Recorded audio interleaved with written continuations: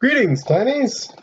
Today we will be doing an Elite 2 scroll and the finer things of it.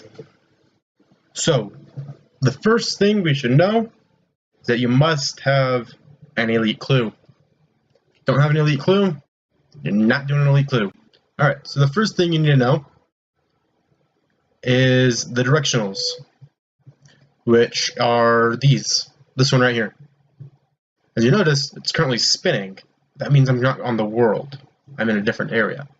And you can fix this is by simply going to any of these lodestones that are not Ashtail, Profundus, and that's it. As long as you're not in any of those two areas, it will load properly. Let's go to Edgeville.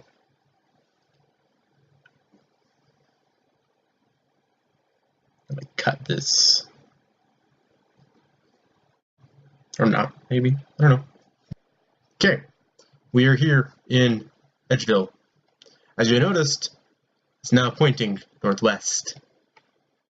Well, this isn't not a lot. Well, we can just walk there. We can just walk northwest until we get there. Or, what we can do is we can triangulate the position of where it is. What we do is we teleport to a different location that is in northwest of us. So we're here. We can go to Berthrope or the Fremenic province. Let's go there. The farthest one we can go to.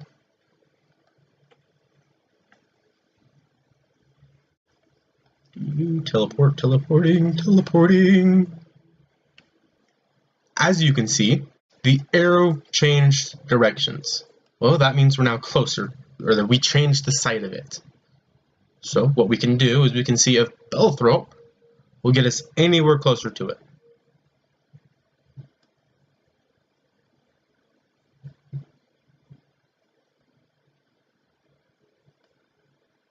As you've noticed, the arrow has stayed the same, stayed east, but it's now pointing a little bit more east. It's east, east, south.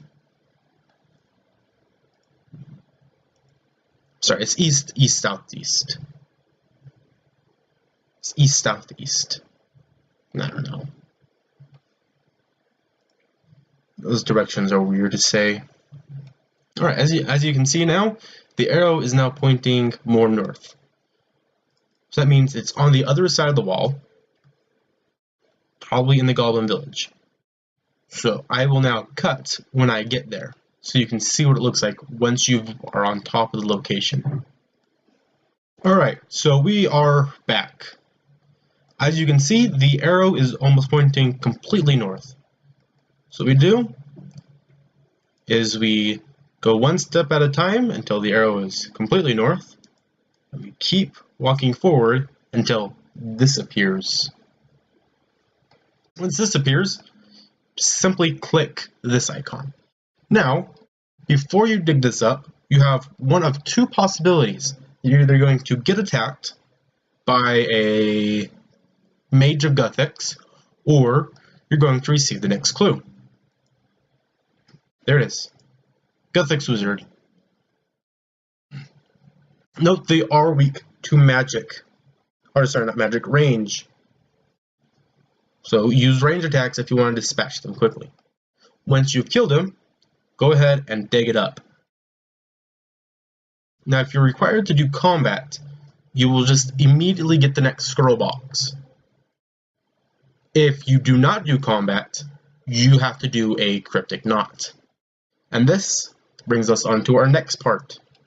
These are scan clues. What you do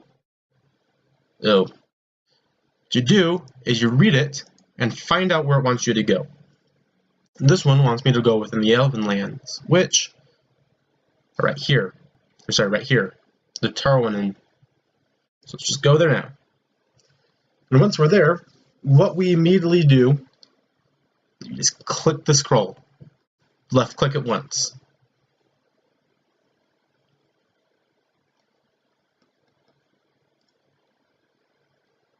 Okay, and now that we have it clicked, what we're going to do is we're just going to walk around.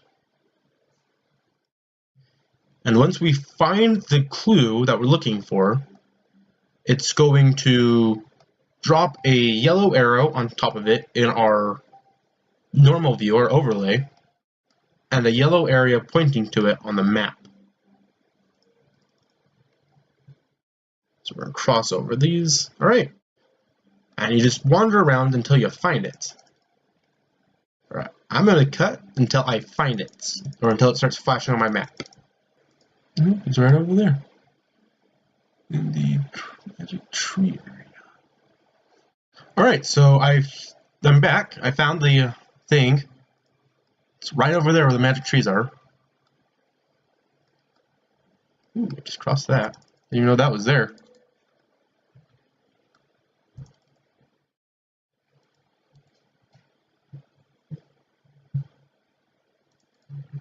Ah!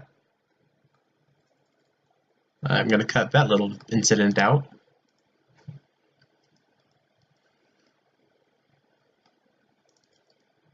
Alright, and here we are.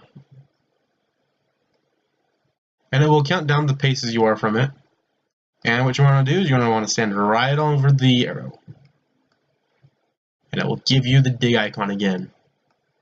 Alright, and here we go. Now we have a puzzle box. That's what it's called. It's called a puzzle box. This is called a cryptic knot. These are actually fairly easy to solve. What we're looking for now is we're going to have this red one be our primary. And this blue one is going to be our secondary. We're not going to acknowledge the gray one's existence quite yet. So what we're going to do is we're going to rotate the red one fully. Now another thing you want to do is you want to have 3 main runes that are your primary runes that you will always come back to after every rotation. So for instance, I'm going to go through like this. And I got 3 of the blue and reds to light up. What I want to do is I'm going to get all 4 of the blue and reds to light up. So I'm going to cut back when I finally get that. Alright, I'm back. So I went through the entire rotation of red. Now we're going to do blue once. And then we just rotate it all again. Something that can cut down on your time is if you know a rune isn't in either path, what you can do is just hit the next. For instance, I know there's a dust rune right there, a smoke rune right there, my path. So what I'm going to do is I'm going to go around the red until I get all of them to light up. Actually, I think the dust is on the red path, or the gray path. I'm sorry. So what we're going to do is just go to the next step.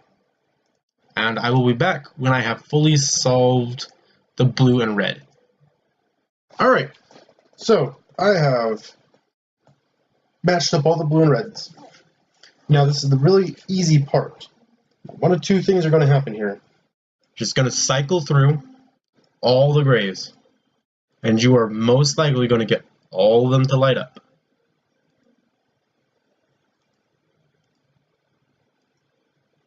There we go. See? It is the easiest puzzle to solve out of all of them. Just going to hit unlock, open your next clue, and it gave me another directional. I will cut back when I have either A, received the treasure, or B, gotten the next type of clue that can pop up. Or the next kind of challenge that can pop up.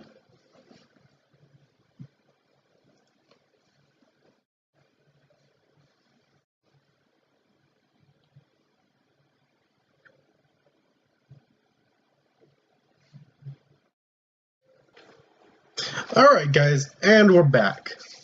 So what we have here is a puzzle. These aren't hard. Everyone says they are though. Now there's a few things that I do to make the puzzle bearable. And that's, I start with the top row, then I move to the one below it, then I move to the one below that. Now here's where I do things weird. I go to the furthest left corner and I do those two. That's the fourth thing I do. Then I go over to the next column and I do that. That's the fifth thing. And the last 6 squares that you haven't organized, you sort those. And I have an overlay showing you what to do. Alright, now that you've seen it, there's something I can't necessarily explain because I don't know how to put it in words. What you're going to do is you're going to figure out what the top row looks like. Okay, so we want this piece. So we want this piece to be right there. But if you notice, we only have one empty square. So how do you move these around? You click on them and it opens up a space.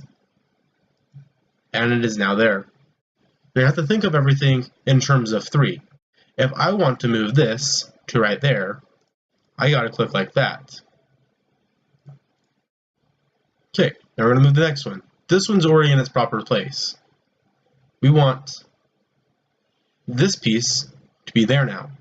So what we're going to do is going to move this one over, up like that. I'll walk through this whole puzzle so you guys can see what's going on. I'm going to go over here again. This piece needs to be here, but we can't necessarily do that in its current state. So what we're going to do is we're going to move this piece over. Now do note that these last 2 pieces, what you should do is you should either have this piece, if you're coming in from the right side, you want the furthest left piece to be on the top and the furthest right piece to be on the bottom. If you're coming in from the left side, you want the furthest right piece to be on top and the furthest left piece to be on bottom.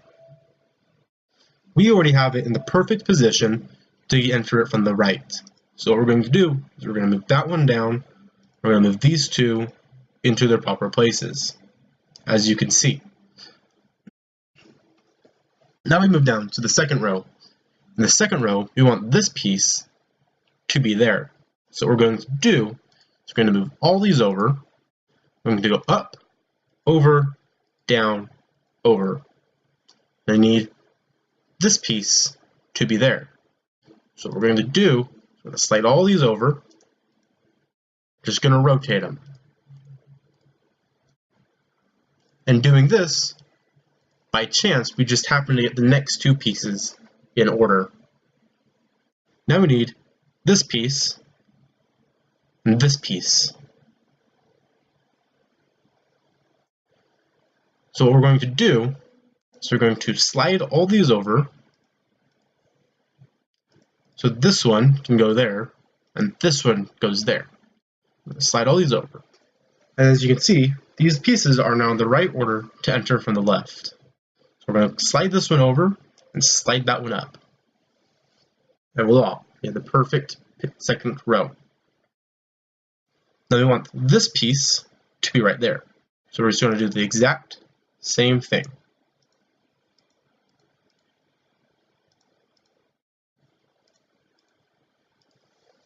And there we have it.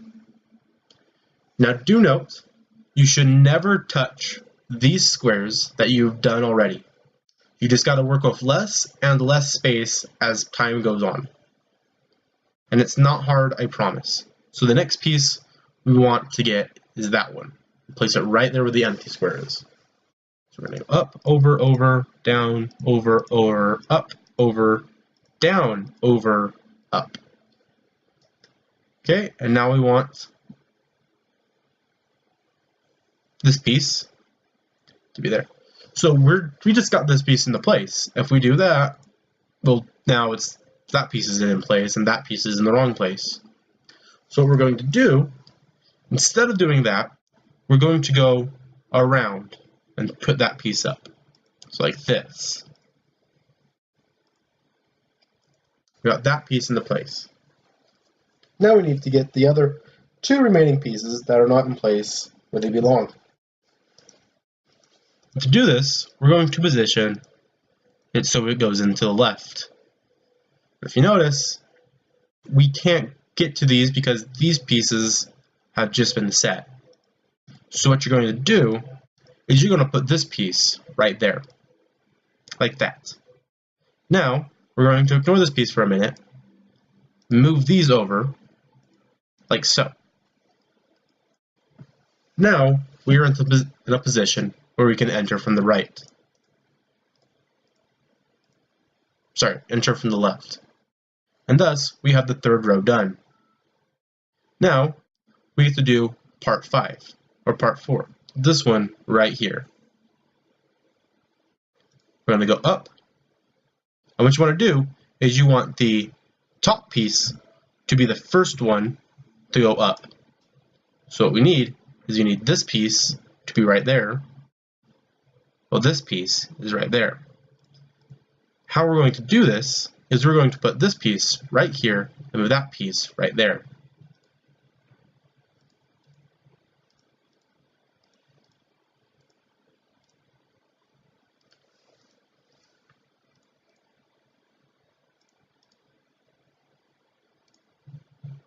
Oops. Wait a moment.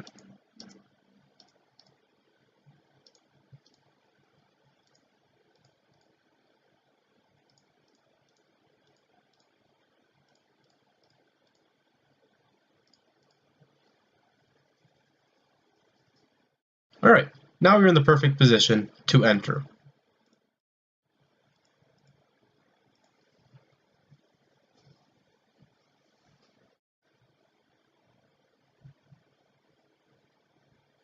Alright, so now this piece is in its proper position, so we're going to move it right there. And we're going to find this piece.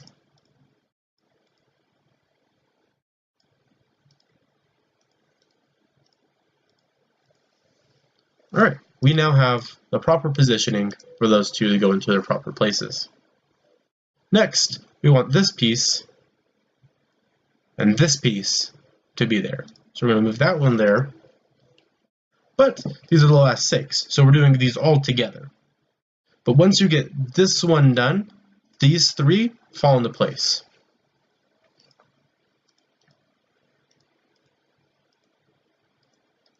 And you will see. Because there's not many combinations you can do with these 3 pieces left. As you can see. Now that we have the puzzle done, all you do is X out of it, and it will open up the next puzzle. And that is essentially how you do clues.